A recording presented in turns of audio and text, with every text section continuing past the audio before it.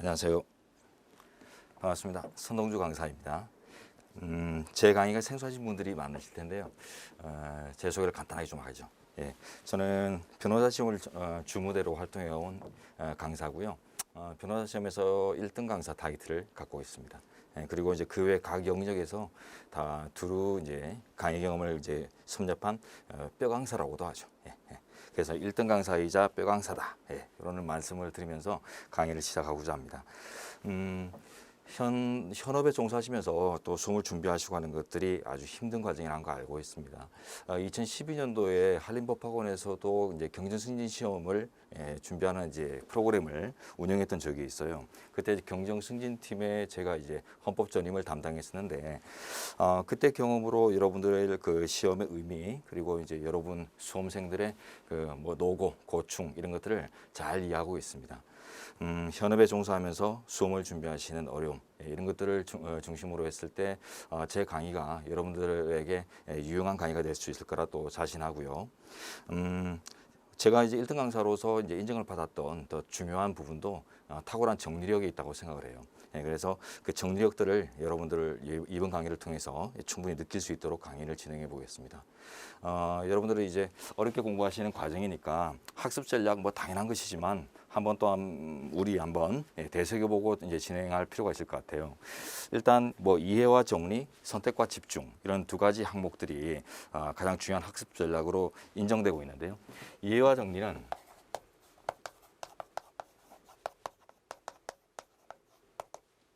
누구나 이해할 수 있는 내용들입니다. 자, 근데 이해, 정리 이 두 가지 이제 항목 중에서 목적이 되는 건 결국 수험에서는 정리이죠, 정리. 이해는 수단입니다. 예, 효율적인 정리를 위한 수단인 거죠. 너무 이해만 집중하고 정리를 등한시하다 보면 시험에서 물먹는 경우들 많이 생깁니다. 정리되지 않은 어떤 이해 요소들은 적시에 활용하기가 쉽지 않은 경우들이 생기기 때문이에요. 그래서 이제 꼭 정리를 하는 이런 이제 모습들을 갖고 계셔야 되는데, 개인적으로 정리를 해내는 것들이 가능한 영역도 있고 수월한 영역도 있겠지만, 뭐 대부분의 법학이 그렇지만 특히 헌법은 이 정리가 준비된 사람이 정리를 해주지 않으면은 본인들이 수험생들이 다양한 이제 과목들을 준비하는 과정에서 스스로 정리하기가 어려운 과목이에요. 아주 높은 수준의 가치들을 다루다 보니까 그 뭐 가치 법리나 헌법의 공식이라고 할 수 있는 것들이 보면 좀 막연한 측면들도 있고 이러쿵 저러쿵 이해된다 딴 데 가면은 또 이상한 소리 하고 그래서 이제 막 내적 갈등을 느끼게 하는 이런 과목이 될 수가 있거든요. 그래서 이 정리가 포인트가 될 텐데 이 부분을 제가 적극적으로 담당해 드리겠습니다. 그래서 여러분 학습 부담을 들 수 있도록 노력할 텐데, 대신 여러분들은 처음에는 팔짱 끼시고 이제 시작하시겠지만은 차차로 이제 여러분은 이제 그 노트, 필기 노트, 그 다음에 이제 필기 도구, 이런 것들에 집중하시게 될 거예요. 어느 순간 필기 도구를 잡고 필기 노트에다가 노트를 하게 되는 이런 상황들이 이제 있을 텐데, 필기 부담이 조금 있을 수는 있습니다. 그렇지만 뭐 이해될 수 있는 것들 말고 꼭 필기가 요구되는 것들은 주로 두 문자나 이렇게 키워드를 중심으로 해서 제가 다 이제 정리를 해드리니까 그 정도 노고들은 여러분들이 이제 감수하셔야 될 것 같고요. 그래서 이제 필기 요소들이 이제 판서를 통해서 이렇게 제공되면 놓치지 말고 꼭 여러분들이 이제 써놓으시기 바래요. 그래서 꼭 지금 현재는 뭐 내 것이 아니더라도 계속 이제 두고 보면서 내 거로 만들 수 있는 유용한 도구들이 되니까 그런 이제 항목들을 잘 챙겨내시기 바랍니다. 그래서 이 정리를 위해서 키워드 정리, 두 문자 정리, 이런 것들이 이제 동원되니까 이런 것들이 나올 때 꼭 챙겨 놓으시기 바라고요. 그다음 이제 두 번째 이제 항목이라고 할 게 이제 선택과 집중이라는 게 있습니다. 많은 이제 수험 자료나 수험 요소들 중에서 꼭 필요한 항목들을 이제 선택하고 그 선택된 것들을 이제 집중함으로써 결국 이제 효율적인 수험 목적을 달성할 수 있다는 뜻인데, 선택과 집중 이것도 결국은 여러분들이 다 해내기 쉬운 일이 아닙니다. 특히 이제 집중하는 것들은 여러분들이 잘 할 수 있어요. 그죠? 그렇지만 이제 선택을 해낸다는 것들이 쉬운 일은 아니기 때문에 이 부분을 또 제가 담당해 드릴 부분이 아닐까 생각하고요. 이번 기출 강의에서는 지금 페이지가 많아요. 책 정보들이 아주 많습니다. 그래서 이 책만 봐도 뭐 새 나갈 게 있을까 싶을 정도 아주 탁월한 정보들이 수록되어 있지만 그게 이제 여러분들이 현업에 종사하시면서 다 이렇게 섭렵해내는 것들이 혹은 본인 것으로 수용하는 것들이 또 쉽지 않은 부담이 될 수도 있거든요. 그래서 이제 그 중에서 각 영역마다 헌법학의 각 영역마다 그 대표할 수 있는 문제들이 있습니다. 그래서 이제 그 대표 문제들을 발췌하고 이렇게 발췌된 대표 문제를 중심으로 해서 모든 분석적인 사항들 뭐 이런 키워드나 두문자나 이런 정리 요소들을 집중을 시킬 거예요. 그래서 이렇게 선택되고 집중된 것들을 또 제가 담당해 드릴 테니까 너무 부담하지 갖지 마시고 그 대표 문제들을 중심으로서 차근히 잘 이제 진행하시면 제가 이제 안 보는 문제들도 많이 생깁니다. 이 문제는 대표 문제에서 이제 정리한 걸로 충분히 해결이 된다 이런 것들은 한 번씩 또 짚어볼 문제가 있는 것들 뭐 경정승진 기출 문제라든가 그런 것들은 좀 반복적이어도 한번 볼 필요가 있겠는데 그 외에 뭐 남의 시험에서 좀 지엽적인 사안으로 나왔다거나 다시 출제될 가능성이 좀 떨어진다거나 이런 것들은 과감하게 제쳐버리는 이런 이제 과정들을 의도하고 있습니다. 자, 그래서 이제 선택과 집중, 선택이 중요하다는 거, 그 다음에 이제 정리가 중요한데 이 모두를 이제 전수해드릴 준비가 다 되어 있으니까 여러분들은 이제 잘 본인 걸로 수용해내기만 하시면 될 것 같아요. 자, 이 정도 두 가지 당연한 학습 전략이지만 여러분들 이제 어려운 과정이니까 다시 한번 되새기면서 그래서 이제 정리 잘하고 또 선택된 것에 믿음을 가지고 거기에 집중하면 나머지 뭐 안 본 것들도 다 풀 수 있다 이런 믿음을 가지고 출발하도록 하죠. 기출 문제는 반복 출제되는 경향이 아주 강합니다. 현직 공무원들이 예전에 이제 문제은행 방식으로 출제하던 시절뿐만 아니라 지금 이제 최근에 법학자들이 직접 들어와서 출제하는 이런 상황에서도 마찬가지입니다.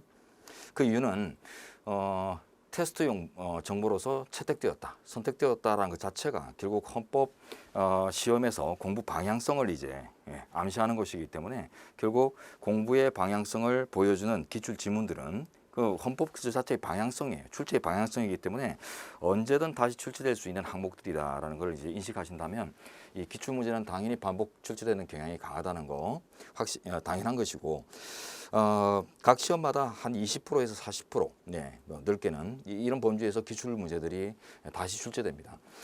이게 이제 뭐 기출 문제만 모아서 한 문제씩 출제하는 것이 아니라 이런 기출 지문들이 전체 문제에 다 이렇게 막 섞이잖아요, 그죠?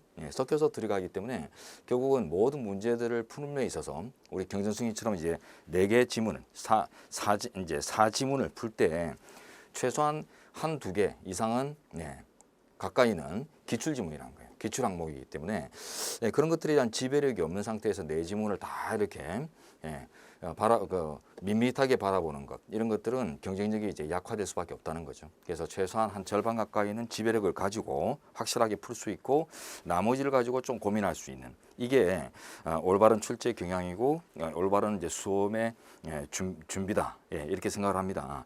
그래서 완벽하게 지배해서 풀 수 있는 문제들도 많겠지만 좀 생각을 해야 머리를 굴려야 좀 이렇게 풀어볼 수 있는 이런 문제들도 좀 있잖아요. 그래서 이제 그런 문제들을 이제 풀 수 있는 가능성을 열기 위해서는 이런 기출 지문에 대한 이제 인식이 혹은 이제 그 지식이 정확하게 확립될 것이 요구되고 있습니다. 자, 그래서 이제 기출 지문을 이제 의미지우자면 기출 지문은 이미 나오고 다시 출제되지 않을 지문이다 이런 뜻이 아니라 앞으로 반드시 다시 출제될 지문이다 이런 식으로 인식을 가다듬으셔야 될 것 같고 정확한 지식 습득을 위해서 분석력을 동원하시기 바랍니다. 제가 그 과정을 도와드릴 거예요. 자, 그리고 헌법이란 과목은 옛날부터 효자 과목이라고 칭해왔습니다.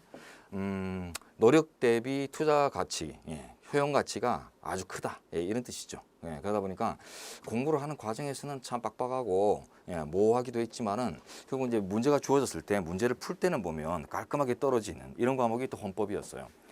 형사법 같은 과목들은 보면은 잘 알고 정리도 잘하고 두문자도 외우고 있는데 보면은 실제 문제를 풀 때는 보면 복합적인 경우들이 많이 있어요. 그래서 이것만 생각해서는 안 풀리고 저것도 생각해보고 또 저런 것도 생각해봐야 올바른 답을 낼 수 있는 이런 좀 수식 같은 수식의 적용 같은 수학 같은 이런 이제 경험들을 할 수 있는 지문들도 많이 있는데 헌법은 그런 지문들은 거의 없고요. 대부분 지식 체계가 올바르게 성립만 되어 있으면 바로 이렇게 딱 답이 보이는 이런 지문들이 대다수입니다.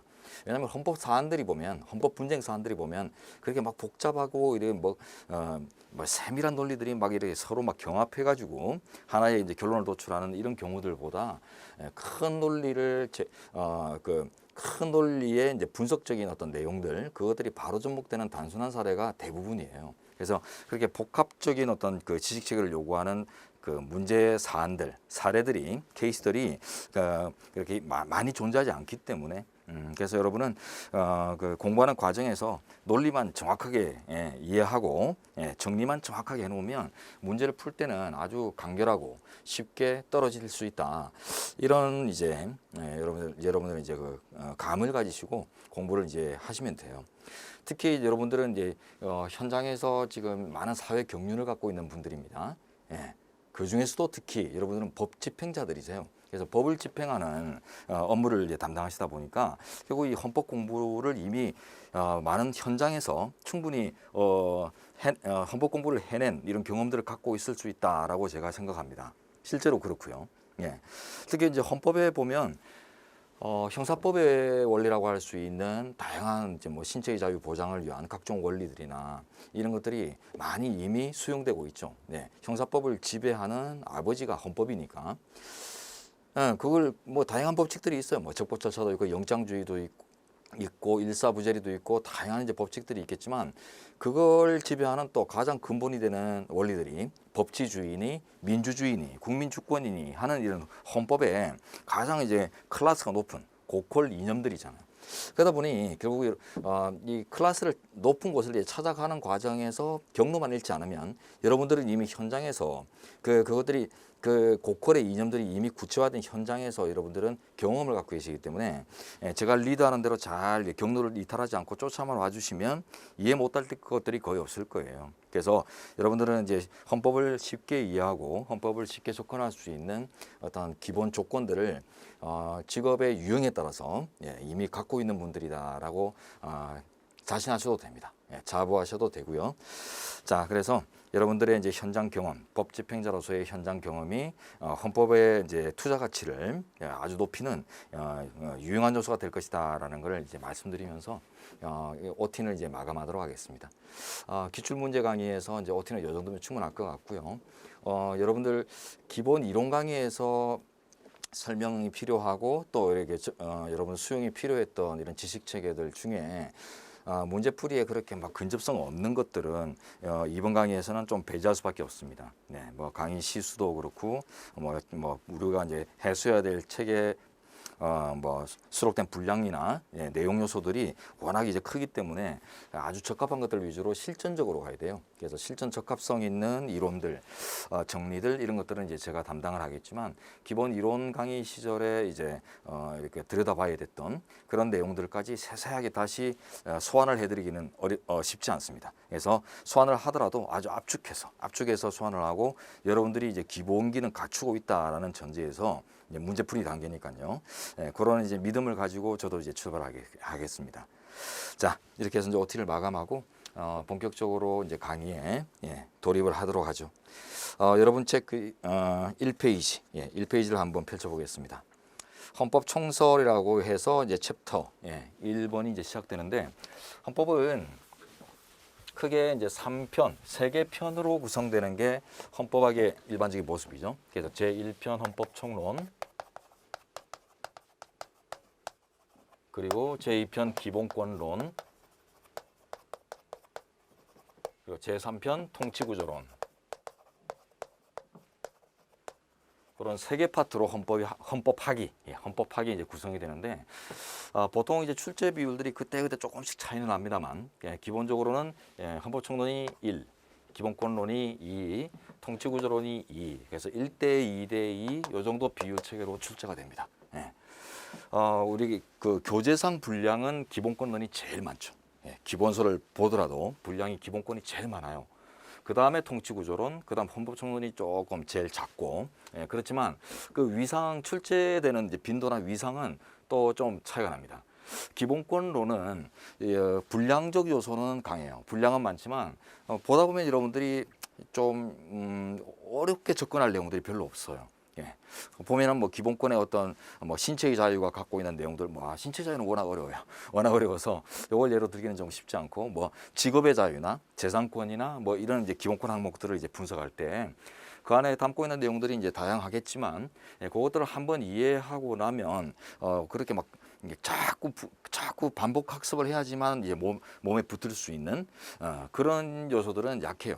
예, 그래서 이제 재산권에 관련된 그 중요한 판례 법리들 잘 챙겨내고, 재산권의 이제 개념을 중심으로 해서 내용을 잘 이렇게 얽어 놓으면 한번 학습한 이후로 이렇게 기억이 잘 소실되지 않는, 예, 이런 이제 파트예요. 자, 근데 이제 헌법청론이나 통치구조 이쪽 파트에서는 이제 통치구조는 보면은 뭐 국회, 대통령과 정부, 법원, 헌법재판소, 막 구성 조직에 관련된 내용들까지 해서 헌법 조문으로부터 시작해가지고 뭐 기관 그죠? 뭐 기관 조직 원수, 뭐 또 헌정사까지 뭐 포괄적인 문제들이 다 이제 다뤄지죠. 그다음에 헌법총론 파트 보면은 그 뭐 제도 파트, 특히 뭐 지방자치제도나 선거제도나 이런 데 들어가면은 상당히 좀 막막한 이런 측면들의 이제 그 질적 분량들이 있어요. 자, 그래서 이런 것들이 이제 솔직히 더 어려운 파트가 될 수 있는데, 제가 생각할 때는 자신이 이제 공부량, 학습량을 이제 테스트하는 것도 이 기본권 파트가 아니라 이쪽 파트가 되는 게 옳다고 생각합니다. 기본권 파트에서는 어떤 시험에서나 학생들을 가르쳐 보면은 그 변별력이 그렇게 막 크게 차이가 나는 부분들이 파트가 아닌 것 같아요. 그래서 일정 한도 이제 공부를 하는 학생들이면 다 되게 비슷하게 맞춰내는 이런 영역들이거든요. 그러다 보니까 뭐 여기서 이제 한 문제 더 맞추고 덜 맞추고 이런 것들이 크게 작용하는 영역들이 아닌 것 같아요. 근데 헌법총론이나 통치구조 이쪽 파트들은 이 아까 이제 지워졌지만 정리 요소가 아주 강한 파트들이에요. 그래서 뭐 기간이나 뭐 숫자나 그죠, 이런 것들을 막 외워야 되는데, 예, 그런 것들을 이제 두 문자나 이런 것들을 동원해서 이제 외워둔 사람과 그렇지 못하고 이제 막연히 이해하려고 들었거나 막연히 암기했거나, 그런데 이제 시간이 좀 지나서 가물가물한, 예, 이런 사람들하고는 확연하게 차이가 나는 부분이거든요. 그래서 이 영역에서는 이제 한 문제 맞추고 두 문제 맞추고 그 반대의 경우의 수, 예, 이런 이제 대비를 할 수 있는 경우에 대조 집단들을 봤을 때 확연하게 이제 변별력 차이가 나는 부분이에요. 그래서 이 부분에서 선방했다 하면 합격할 수 있는데, 이 부분에서 좀 실수를 많이 했다 그러면 이 파트에서 만회할 가능성이 거의 없어요. 이 파트는 거의 다 비슷하게 맞추기 때문에. 그래서 요 두 개 동그라미 친 파트에서 자신의 이제 역량을 제대로 발휘하지 못하면 좀 아쉬운 결과를 낼 수 있습니다. 그러니까 이제 여기가 승부수다, 이렇게 생각하십시오. 헌법총론 파트하고 통치구조 파트의 정리가 얼마나 완벽하냐, 그게 이제 승부수고, 정리된 것들을 이제 한번 적용해서 완벽하게 내 활용력을 확인해 보는 과정이 이제 이번에 이제 문제풀이 과정이에요. 자, 어쨌든 기본 이론 강의에서 좋은 선생님을 통해서 여러분들이 좋은 강의, 좋은 교재로 공부하신 걸로 압니다. 그렇지만 이제 제가 직접 담당을 하지 못했기 때문에 조금 이제 강의 진행하는 뉘앙스가 다를 수는 있을 겁니다. 그래서 물론 이해를 기반으로 해서 설명드리지만 저는 이제 정리에 집중을 하겠어요. 특히 문제풀이 실전 강의니까. 그래서 실전적인 정리에 집중을 할 테니까 거기에 여러분들이 포인트를 두시고 잘 따라와 주시기 바랍니다. 자, 이제 책으로 들어가 보겠습니다. 자, 1번 문제 보도록 하죠. 헌법의 의의와 특성에 관한 설명 중 옳지 않은 것을 고르라고 하겠습니다. 자, 1번 헌법은 국가적 공동생활의 형태와 기본적 가치 질서 등에 관한 국민적 합의를 법규범화한 것이다. 네, 모든 법이 국민적 합의입니다. 국민의 뜻을 받들어서 만들어진 어떤 질서, 체계, 이게 바로 이제 법이라는 거죠. 헌법을 포함해서 모든 법이. 그러니까 그게 바로 이제 국민 주권이고 또 민주주의예요. 국민의 뜻을 받들어 만들어진 것입니다. 뭐 별로 따져볼 것들이 없네요. 앞쪽에 이제 뉘앙스만 보시면 됩니다. 앞쪽에 내용이 국가적 공동생활의 형태와 기본적 가치적, 국가적, 기본적 이런 것들이 결국 헌법은 국가 조직을 위한 법규범으로서 법의 왕이다라는 걸 보여주네요. 그래서 헌법은 국가조직법으로서 법의 왕으로 칭해진다. 호칭된다. 예, 요걸 그냥 설명하는 부분입니다. 네, 그래서 국가 공동체를 최초로 조직하고 만드는 이런 내용들을 담고 있는 가장 큰 수준의 고퀄의 이념과 가치를 갖고 있는 법이다라는 거죠. 자, 2번으로 갑니다.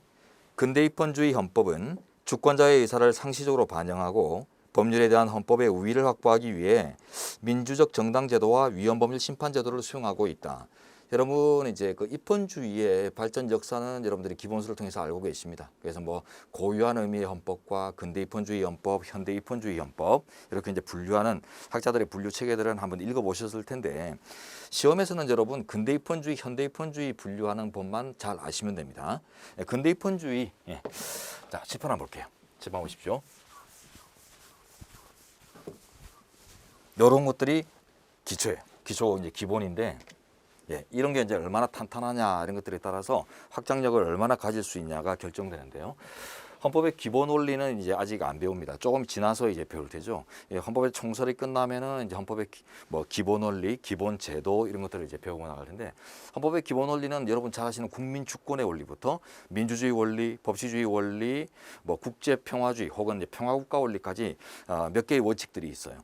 자, 근데 이게 발전해 오는 역사가 있거든요. 그 역사를 한번 들여다보는 것들이 상당히 여러 가지 문제 사안들을 풀어낼 수 있는 어떤 이런 시각을 만들어줘요. 자, 치마 한번 보십시오. 기본 원리의 역사, 연역을 한번 볼게요. 기본 원리는 일단 세계 양차 대전을 기점으로 해서 나눠집니다. 1, 2차 세계 대전 있죠. 양차 세계 대전을 통해서 이념들이 좀 구별이 되는데 양차 대전 이전의 입헌주의를 학자들이 근대 입헌주의라고 칭합니다. 근대 입헌. 자, 그리고 이제 그 양차 대전 과정에서 조금씩 이제 수정된 원리들을 현대 입헌주의 요소, 현대 입헌주의 헌법. 이렇게 이제 표현하는데요. 일단 입헌이라는 용어는 뭡니까? 입헌이라는 용어. 세울 립자의 헌법할 때 헌자죠.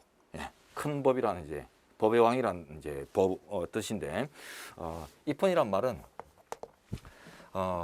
헌법에 따른 그 국가 통치하기의 그 통제 이런 원리들이 관철되는 것을 이제 표현한 건데요.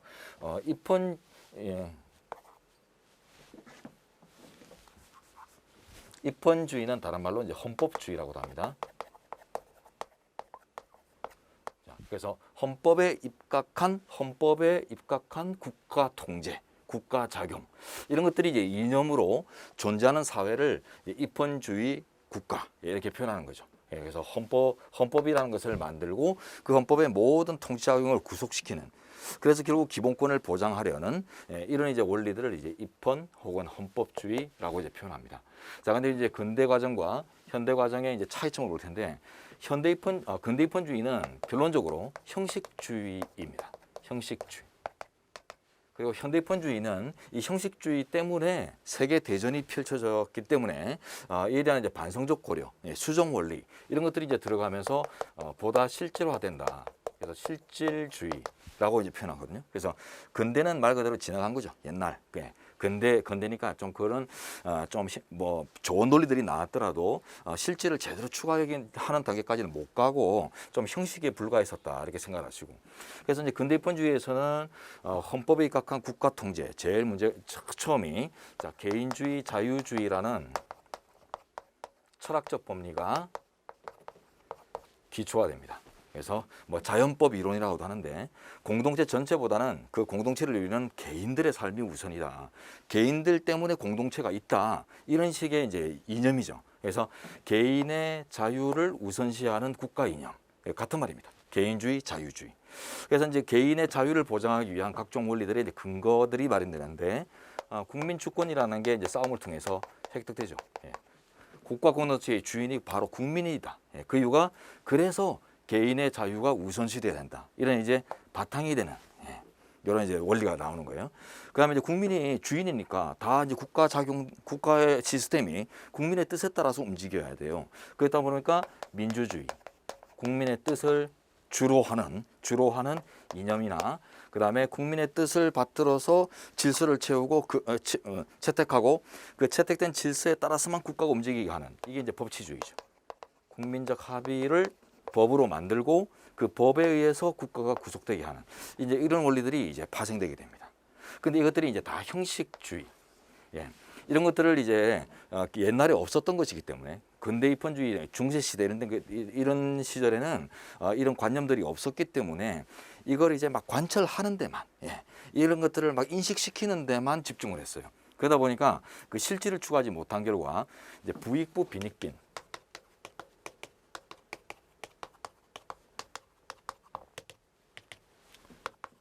자본주의 모순을 겪게 되죠. 예. 요거 생각해 보세요.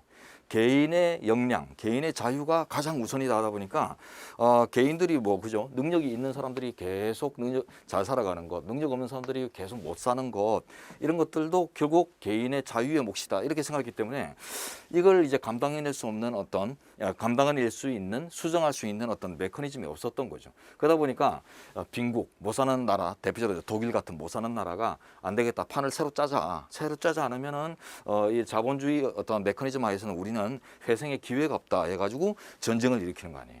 그래서 이제 요런 이제 개인주의, 자유주의 형식적인 틀을 이제 수정하는 것들이 이제 현대입헌주의의 몫입니다. 그래서 현대입헌주의 오면 이제 요 항목과 대응하면 이제 사회국가주의라는 게 나오죠. 사회국가주의. 그리고 요와 거의 비슷한 이제 내용인데 이게 이제 문화 영역에서의 부익부 빈익빈, 잉여 문화는 고급 문화는 가진 자들이, 잉여 문화만 못 가진 자들이 나누는 이런 이제 부익부 빈익빈의 이제 문화 상태를 문화 현상을 또 수정하기 위해서 이제 문화국가주의라는 게 비슷한 맥락으로서 형성됩니다. 그래서 그 내용들이 거의 똑같아요. 나중에 보시면. 자, 그리고 이제 국민주권 원리는 앞에 이제 실질적이란 말이 붙어요. 실질적 국민주권 원리, 실질화됩니다. 실적으로 이제 국민들의 뜻이 우선이 되는 이런 의미들을 이제 뭐 추구하게 되는데, 그러다 보니까 뭐 직접 민주주의 요소들을 막 가미하면서 대의제 국가지만 그런 모습들도 보이고 막 그래요. 그리고 민주주의, 법치주의도 다 이제 실질화돼요. 실질적 민주주의, 실질적 법치주의. 대표적으로 이제 실질적 법치주의 같은 경우는 여러분들이 이런 거 잘 아십니다. 그냥 악법도 법이다라는 말은 소통되지 않고, 악법도 법이다라는 것은 이런 데서는 소통이 가능할 수 있어요. 그러나 실질화된 사회에서는 소통이 되지 않고 그 내용마저도 정당한 법만이 통치의 기준이 된다라고 해서 그 실질적인 혹은 내용적인 정당성까지 요구하는 이런 내용으로 확장이 되죠. 그다음에 이제 민주주의라는 것도 형식만 갖춘다고 해서 국민의 뜻을 받던 것이 아니다. 즉 국회의 다수파가 다수결 원리, 즉 정족수, 국회 정족수만 갖추었다고 해서 그 어떤 의결 절차가 정당화된 건 아니고, 뭐 수기 민주주의라는 표현을 쓰는데 이 성숙한 심의 과정, 성숙한 합의 과정들이 제대로 이제 실질적으로 바탕이 됐을 때만 민주주의를 추구한 것이다, 충족한 것이다라고 이제 이해하는 좀 더 이제 실질화된 이론들이 막 제시가 돼요. 이게 이제 우리 현재 판례를 통해서 다 확인이 되고 있으니까 나중에 이제 보실 겁니다. 자, 그리고 이런 양차 대전을 거치면서 인류의 그 손실을 겪어가면서 국가 간의 어떤 내홍을 겪어가면서 이런 이제 이론들이 수정되죠. 그러다 보니까 이 과정에서 하나 추가되는 게 자, 국제 평화주의 내지는 평화국가 원리라는 거, 평화국가주의. 네, 요게 이제 하나 추가돼요. 그래서 평화국가주의가 현대적인 모습이고 문화국가주의, 사회국가주의도 이제 다 현대적인 모습이에요. 자, 이렇게 해서 기본 틀을 잡았습니다. 그러면 이제 우리가 이번에서 뭘 보고자 한 것이라면, 자, 이번 지문 첫 줄 다시 보세요. 근대 입헌주의 연법은 근대다가 체크포인트. 자, 현대 입헌주의를 묻고 있지 않습니다. 그럼 근대 입헌주의는 형식주의예요. 형식주의. 그러다 보니까 계속 읽어봅니다. 주권자의 의사를 상시적으로 반영하고 법률에 대한 헌법의 우위를 확보하기 위해서 민주적 정당제도와 위헌법률 심판제도를 수용하고 있다. 틀렸어요. 자, 이거는 현대입헌주의적 요소입니다. 둘째 줄에 민주적 정당제도에다 한번 써봅니다. 네, 요거는 실질적 민주주의 관점이에요. 실질적 민주주의. 자, 우리 PPT를 통해서 보십시오. 자, 근대입헌주의, 형식주의였죠. 네, 그러다 보니까 이제 실질화된 이런 실질적인 헌법 이념의 보호 문제는 아직은 없습니다. 그러다 보니까 민주적 정당 제도, 그다음에 위헌법률 심판 제도를 수용했다라는 말이 틀렸다고 했는데, 민주적 정당 제도는 실질적 민주주의 요소예요. 자, 그다음에 위헌법률 심판제도는 실질적 법치주의의 관철입니다. 즉 법의 내용마저도 헌법 이념에 투철한 정당한 내용일 것을 요구하는 실질적 법치주의 관점에 반하는 어떤 법이 있으면, 악법이 있으면 그걸 무효화시키겠다라는 제도고, 이거는 이념의 실질주의를 채택하다 보니까 제도로서 구현된 것이거든요. 이거는 이제 근대에서는 생각하지 못했던 것들이에요. 그리고 이제 정당제도도 마찬가지입니다. 이것도 이제 민주주의의 실질화예요. 그래서 민주주의의 실질화다. 국민의 뜻을 이제 그 국가가 받아내는, 수용하는 이런 과정들을 실질화시킨다. 이런 의미에서 봤을 때 이 정당제도가 헌법에 수용되고 이런 것도 다 현대적인 모습이거든요. 민주주의적인, 법치주의적인, 현대적인 모습들이에요. 그래서 매칭되지 않는 것들을 서술한 것입니다. 상당히 어려운 지문이에요. 그래서 이런 것들이 이제 분석이 가능하다라는 것들이 이제 기초가 쌓여간다라는 뜻이 되기 때문에 별거 아닌 문제, 여러분도 한번 읽어보세요 할 수도 있지만은 한번 꼬치꼬치 따져봤습니다. 기초이기 때문에. 자, 이제 3번. 요거는 여러분들이 읽어서도 충분히 될 것 같아요. 그 다음에 이제 4번 지문 가보죠. 헌법은 개방성을 특징으로 하지만 개방된 사항의 결정을 위한 핵심 절차에 대해서는 규정해 두어야 한다. 자, 요거는 정리가 필요한 부분입니다. 자, 봐서 보십시오. 칠판 보십시오. 헌법은 개방성을 특징으로 한다. 포인트 맞습니다. 헌법의 특성 중에 하나로 들고 있습니다. 그렇지만 개방된 사항의 결정을 위한 핵심 절차에 대해서는 규정해야 된다. 결정을 위한 핵심 절차는 반드시 규정되어야 한다. 자, 요거 정리해 보죠.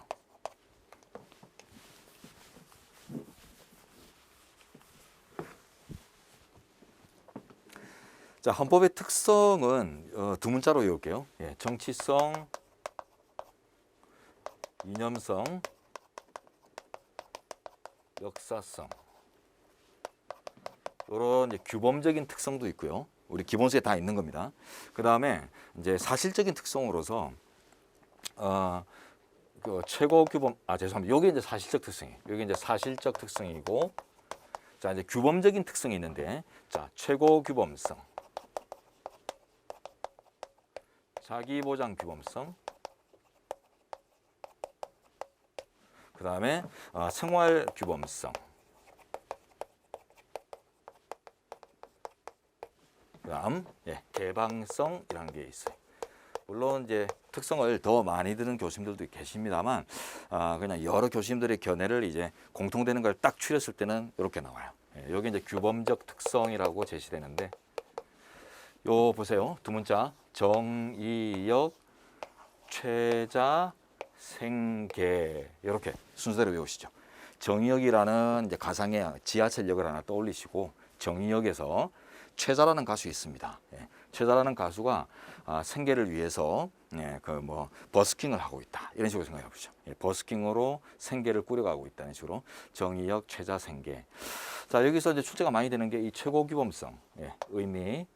최고규범성을 관철하기 위해서 어떤 제도를 우리 헌법이 두고 있느냐, 그런 것들을 이제 묻는 문제가 자주 나오고, 또 자기보장성 요것도 중요합니다. 그래서 헌법은 다른 권력들을, 국가 권력들을 일반적으로 뭐 구속하고 통제하기 위한 내용들을 주로 갖고 있지, 헌법규범 자신을 스스로 지켜내기 위한 수단들을 일반적으로는 잘 안 둬요. 그러다 보니까 이 자기보장성이 다른 규범들에 비해서는 약합니다. 그러니까 민사의 영역에서는 뭐 민법이란 실제법이 있으면 민사소송법이란 절차법을 통해서 관철력을 키우고 있잖아요. 형사법은 더하죠, 그죠? 형사소송법을 통해서 형법의 이제 의미를 관철시켜내고 실현해내는 이런 이제 구체적인 도구들이 따로 있는데, 헌법은 뭐 헌법절차법이, 헌법소송, 뭐 헌법재판소법이라는 법률은 있지만은 헌법 자체에서, 헌법전 안에서 직접 뭐 헌법 절차 규정이나 헌법의 보호 규정을 직접 두는 경우는 드물어요. 그러니까 자기 스스로의 보장책을 적극적으로 마련될 필요성이 강한 법이다. 이런 이제 성격들이 드러나고요. 그 다음에 이제 제일 출제가 많이 되는 게 이제 개방성 또는 추상성 또는 미완성성, 뭐 이런 표현들인데, 자 여기서 이제 중요한 항목이 있습니다. 일반적으로 개방적인 게 특성입니다. 국가 조직 사항들을 면밀하게 다 헌법전에 담는다 하면 헌법전이 몇 페이지 정도 필요할까요? 수만 페이지로도 부족할 수 있어요. 이 다양한 국가 생활을 모두 사항으로, 조문으로 담는다 치면, 그죠? 그러다 보니까 굵직한 것들, 그죠? 가장 근간이 되고 기본이 되고 근본이 되는 것들 위주로 담을 수밖에 없는 건 타당합니다. 대신에 이제 그 하위법인 이제 법률이나 이런 그 하위법의 체계를 통해서 그거를 이제 구체화시켜 나가죠, 그죠? 자, 그러니까 이제 개방성이 속성인데 그러나 절대로 개방적인 상태로 두면 안 되는 부분들이 있다는 게 학자들의 견해인데요. 그게 세 가지입니다. 헌법의 기본 원리, 기본 이념, 예.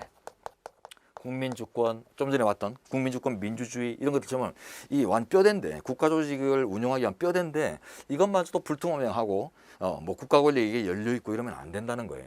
그다음에 결정 절차, 다양한 문제 사안들을 이제 결정할 수 있는 절차들. 대표로 뭐 국회라는 국민의 대표 기관들이 어떤 절차를 거쳐서 국가 의사를 결정한다. 예. 이런 이제 절차 관련 것들이 전혀 없어버리면 또 우왕좌왕할 테니까. 그래서 시스템의 운영을 위해서 필요한 것들은 근본적인 것들은 반드시 확정적이어야 한다. 예. 그다음에 그 권력 구조. 입법, 행정, 사법의 기초적인 권력 구조는 반드시 확정되어 있어야 된다. 안 그러면 더 서로 지 거다, 내 거다 하면서 또 우왕좌왕할 것이기 때문에. 그래서 우왕좌왕하지 못하도록 하는 방향성을 잃지 못하도록 구속할 수 있는 내용들만큼은 확정적이어야 한다라고 하거든요. 요거는 또 따로 두 문자. 기결권 해서 이겁니다. 기결권은 기결권을 통해 뭐 확정적이다. 기결권 사항은 확정 사안이다. 뭐 이런 식으로 좀 기억하십시오. 자, 그래서 다시 한번 확인해 보시면 포인트 보세요. 개방성을 특징으로 하지만 결정 절차, 개방된 사항들을 이제 결국 전국적으로 결정하기 위한 어떤 절차는 핵심 절차는 확정적이어야 한다. 이런 내용입니다. 자, 그다음에 5번 헌법재판소는 관습헌법이 그것을 지탱하고 있는 국민적 합의성을 상실함에 의해 법적 효력을 상실할 수 있다고 판시했다. 이건 뒤에서도 또 반복해서 나올 내용인데 국민적 합의성을 상실함으로써 법적 효력을 상실할 수 있다. 이게 이제 포인트인데요. 자, 또 정리하겠습니다. 관습헌법에서 뭐 수도서울이 관습헌법이냐, 이게 이제 수도이전법 위헌결정에서 나왔던 논리인데 충청권으로 수도를 이제 이전하려는데 그걸 이제 헌법 개정을 하지 않고 법률 수도이전법이라는 이제 법률을 만들어서 근거주의라고 했더니 우리 헌재가 위헌이라고 했죠. 법률만으로는 수도를 함부로 바꿀 수 없다. 수도를 바꾸려면 헌법 자체에 수도에 관련된 규정을 넣음으로써 그래서 이제 변경이 가능하다. 이런 이제 논리들을 밝혔어요. 그때 관습헌법이 성문헌법 체계에서도 인정된다는 것이 헌재 판례입니다. 일단 우리나라는 성문헌법전을 갖고 있는 나라죠. 그렇지만 성문헌법전이 아까 봤듯이 모든 국가적 사항을 다 담을 수는 없기 때문에 결국 보충이 필요하다면 관습화된 형태로도 보충의 여지가 있다. 그래서 성문헌법 국가에서도 관습헌법은 인정된다고 봅니다. 자, 그러면 이제 관습헌법이 인정되는데 그러면 그 다음에 이런 관습헌법이 성립되기 위한 조건은 그럼 무엇이냐? 성립 및 존속의 요건인데 그와 관련해서 우리 현재는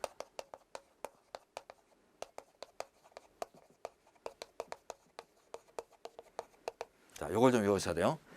관계국 항명, 요걸 이제 외우셔야 돼요. 관계국 항명. 요건 여러분들이 이제 보셨을 것 같아서 그냥 두 문자만 기억합니다. 관계국 항명. 조약을 체결한 나라 중에 제약국 중에 이제 한 나라가 나는 못하겠다, 더 이상 이런 식으로 이제 항명을 했다라고 생각하시면 되겠고요. 관례가 형성돼 있어요. 관행 내지 관례가 형성되고 그 다음에 계속적이 계속 반복 계속성이라고 하죠. 그 다음에 국민적 합의 요겁니다. 국민적 합의가 국민적 승인이 있어야 돼요. 그 다음에 항상성을 가져야 된다. 항상성을 가지고 뭐 이랬다 저랬다 했던 이런 경험만으로는 아직 뭐 습속화됐다라고 보기는 힘들다는 거예요. 그 다음에 명료성, 그 내용이 아주 확정적이고 명료해야 된다. 해석의 여지가 뭐 다분하고 이렇게 열려 있는 것들이면 안 된다 이렇게 생각하는데 일단 요건 두 문자 그냥 외워두시면 큰 문제 없는 것들인데 지금 요게 나온 거죠. 자, 지문 보시면 국민적 합의성을 상실함에 의해 법적 효력을 상실할 수 있다고 했다. 맞는 지문이죠. 자, 여기서 이제 포인트는 얘기입니다. 성립 과정에서만 요구되는 게 아니라 이 한번 성립된 관습헌법이 계속 유지되기 위해서 효력이 유지되기 위해서 존속, 다른 말로 계속적으로 존재하기 위해서 말이죠. 그래서 효력이 계속 유지되기 위해서까지 요구됩니다. 그러다 보니까 국민적 합의가 최초 어떤 관행이 성립되는 단계에서는 존재했지만 나중에 사후에 세월이 지나니까 이제는 그런 인식이 없어졌다라고 볼 수 있는 경우라면 그때는 이제 이런 관습은 인정될 수 없다는 게 우리 판례입니다. 그래서 관계국 항명이 성립 과정에서뿐만 아니라 유지 존속을 위해서도 계속적으로 요구되는 조건으로 제시됐다라는 게 중요한 포인트가 되겠습니다. 자, 이제 2번 문제로 가겠습니다.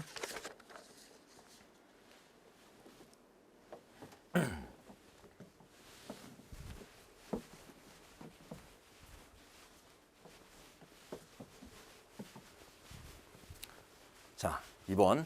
다음 중 헌법의 의의와 특질에 관한 기술로 옳지 않은 것을 고르라고 했는데 서울시 7급 문제네요. 서울시 7급 문제는 조금은 가려서 봐야 됩니다. 조금 가려서 보고 필요한 것들 위주로 챙겨서 보시면 되고요. 다 맹목적으로 이렇게 접근하면 안 됩니다.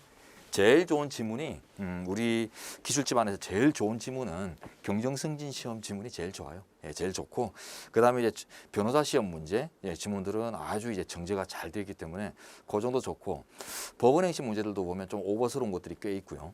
그다음에 뭐 지방직 7급이나 서울시 좀 지방직 시험들 국가직 말고 지방직 시험들 보면 좀 정제가 덜 됐거나 좀 지역적인 것들이 다분히 있습니다. 그래서 잘 쳐내셔야 돼요. 자, 1번.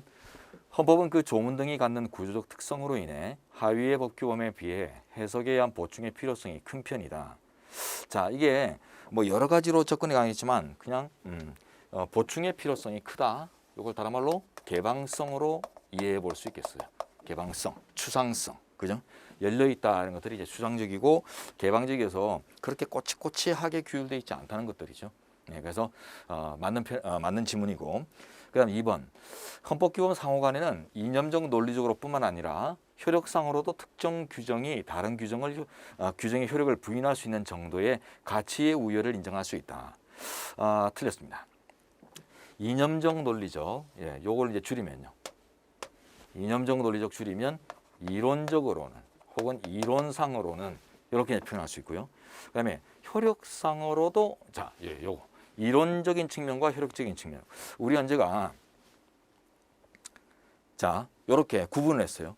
이론적으로 봤을 때는 헌법규범 간의 어떤 차별 혹은 차등이 우열이 있을 수 있다고 했어요. 어떤 의미일까요? 이론적으로 본다면 이제 학자들의 머릿속으로 봤을 때는 우리 헌법전에 이제 수용되고 있는 조직 사항들 중에서도 아주 근본 조직 사항과 좀 부수적인 조직 사항들로 이렇게 구분해 볼 수 있다는 거예요. 그래서 뭐 국민 주권의 원리나 법치주의나 민주주의 이런 근간을 이루는 막 이념들 이런 건 당연히 누가 봐도 입헌주의에서 근본이라 할 수 있을 거예요. 그러나 뭐 국회 의결을 위한 정족수, 뭐 공고기간, 뭐 이런 것들처럼 이런 것들은 꼭 며칠 이게 그거 당연하다 근본이다 이렇게 생각할 수 있는 부분들은 아니잖아요. 그게 이제 시대가 반영될 수 있는 역사적인 시대적인 이런 이제 현황들이 충분히 반영될 수 있는 좀 부수적인 것들이에요. 그러다 보니까 아주 근본적인 이념적 조직 사항들하고 좀 부수적이고 좀 기술적인 장치들, 편의적인 장치들 이런 것들을 좀 구분해 볼 수 있다는 거죠. 머릿속으로는. 그렇지만 이게 효력상으로는 이건 다른 말로 뭐냐면 이제 헌법 규범 상호 간에 이제 충돌을 빚을 때 이 규정은 A라고 하는데 이 규정에 따르면 B라는 뜻으로서 서로가 좀 모순적이고 이럴 때 더 상위 규범을 기준해서 하위 규범을 무효화시킬 수 있느냐, 효력을 없애버릴 수 있느냐, 효력을 상실시킬 수 있느냐 이런 것들이 이제 문제될 때 이제 나오는 논리거든요. 근데 우리 현재가 효력상의 차등은 부정을 합니다. 그래서 이념적 차등은 인정을 하지만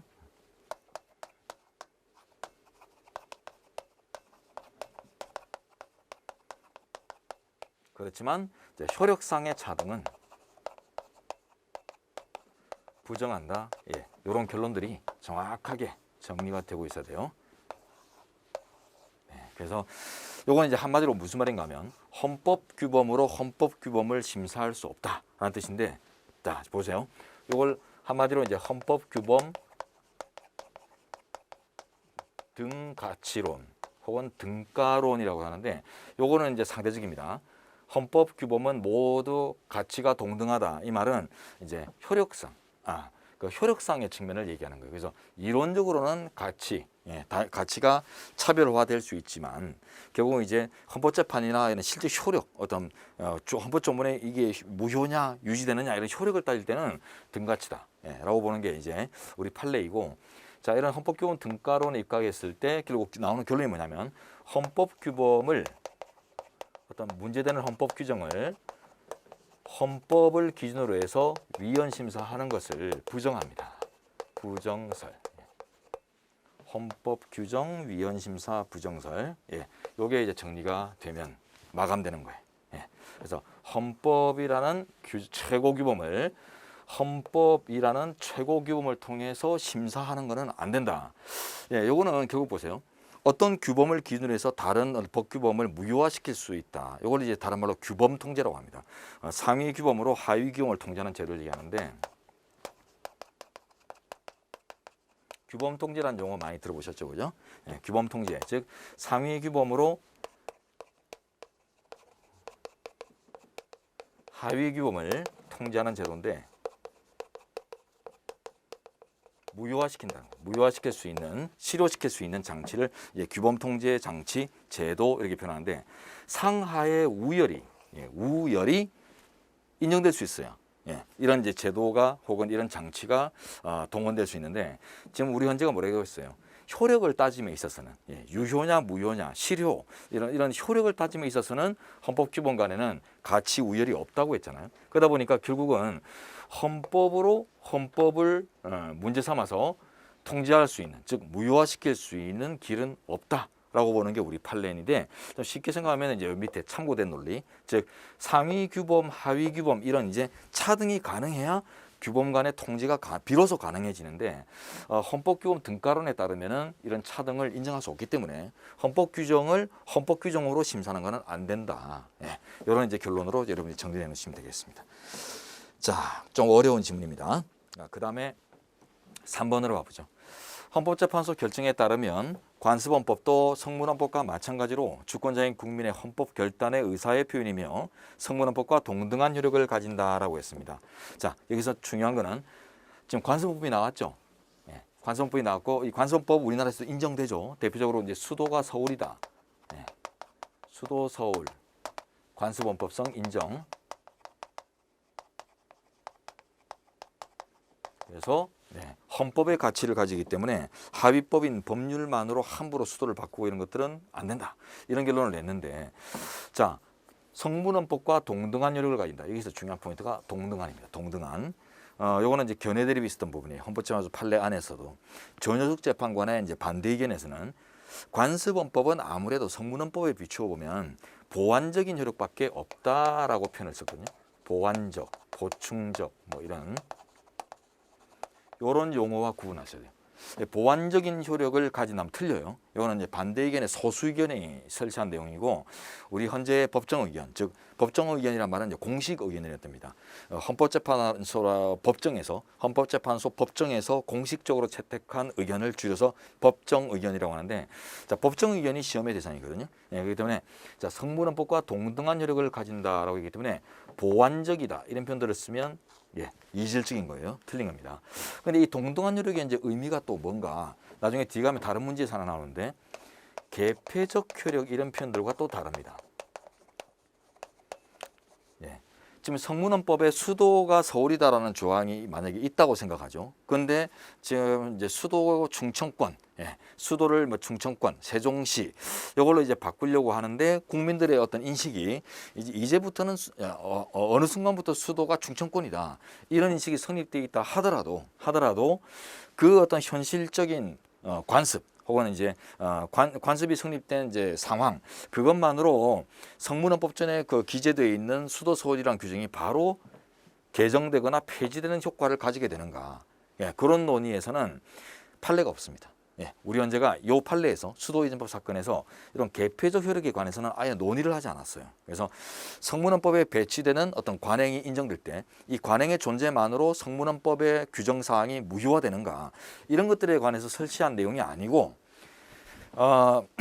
관습으로서 인정되는 어떤 헌법 요소라고 하더라도 그걸 이제 바꾸려면, 즉 수도 서울을 수도 충청권으로 이제 바꾸자고 한다면 성문헌법과 동등한 효력을 가지기 때문에 성문헌법의 개헌 절차를 똑같이 거쳐야 된다. 이것만 밝혔거든요. 그러니까 성문헌법과 동등한 효력을 가진다라는 뜻은 성문헌법의 개헌 절차를 거쳐야 된다는 뜻입니다. 성문헌법 개헌 절차. 국민투표를 거치고 뭐 이런 절차들이 있잖아요. 그래서 그 마찬가지의 절차를 거쳐서만, 엄격한 절차를 거쳐서만 수도가 바뀔 수 있는 것이지 함부로 하위법인 법률의 제정만으로는 수도를 바꿀 수 없는 거다.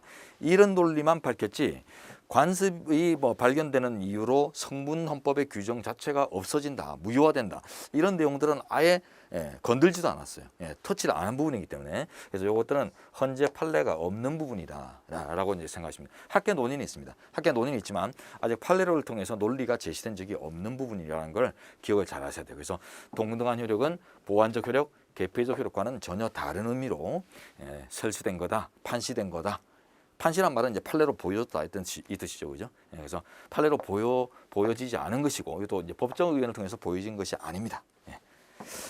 자, 그다음 4번 헌법 37조 2항과 같은 일반적 법률 유보 조항을 두는 것은 헌법의 최고 규범성을 약화시킬 수 있다. 맞죠?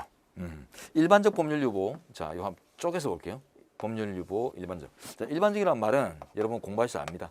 모든 기본권에 관해서 이 말이죠. 기본권의 유형을 구분하지 않고 모든 인권에 관해서 일반적으로, 보편적으로. 법률 유보 무슨 말입니까?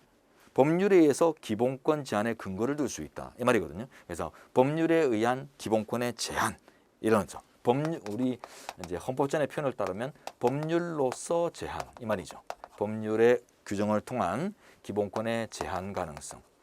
자, 요걸 이제 따져보면 뭐예요? 입법자가, 법률을 만드는 입법자가 모든 인권에 개입할 수 있다.